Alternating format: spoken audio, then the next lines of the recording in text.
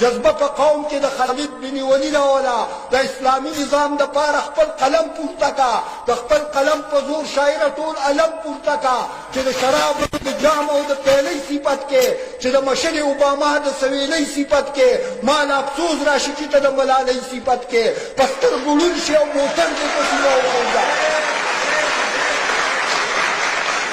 چې د شراب او د جام او د پیلې صفت کې چې د مشر اوباما د سویلۍ صفت کې مال افسوس راشي چې د ملالۍ صفت کې پستر ګلون شي او موټر دې په سینه وخېجا که ژوندی پاتې شي په ژبه دې دانه وخېجا چې د انګلیس سره اوسېږي دغه سیاله نه ده د اوباما نه غیر چې بل چا څه خوشحاله نه ده دغه ملاله د میون هغه ملاله نه ده د داسې ښځې سره مینه محبت ګناه ده شاعره خدای ګو چې د دې جینۍ صفت ګناه ده د آخر ولې نن لندې زما د قوم سترګې شوې پکې په بعضې شاعرانو د ایمان سترګې شوې د کافر سري دي او کوزي نن د مسلمان سترګې شوې مړ حسن بن ثابت شزې باره جوړ نه شي چې د اسلام په لمن داغ چېرته ښکاره جوړ نه شي مه کوه دا د زیباره او د لبید شاعري کوه ټول عمر د الله پاک په توحید شاعري تاله په کار ده د حسن بن ثابت شاعري تاکې دا توان د سپین ته سپین او تور ته تور ووایه مړه د هر مسلمان خور ته خپله خور ووایه که بې حیای چې حیا د بل د خور اخلي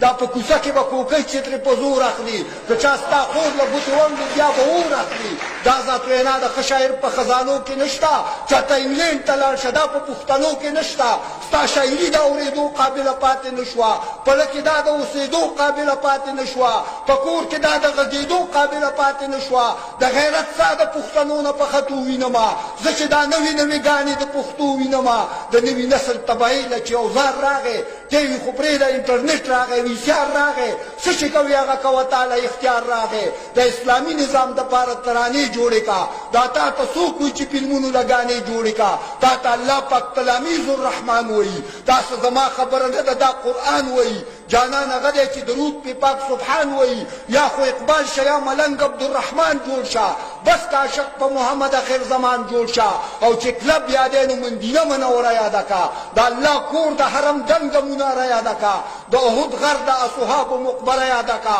د حقیقي مینې چې ستا پړه کې کور پیدا شي مجبور وایي اله به را ستا قلم کې زور پیدا شي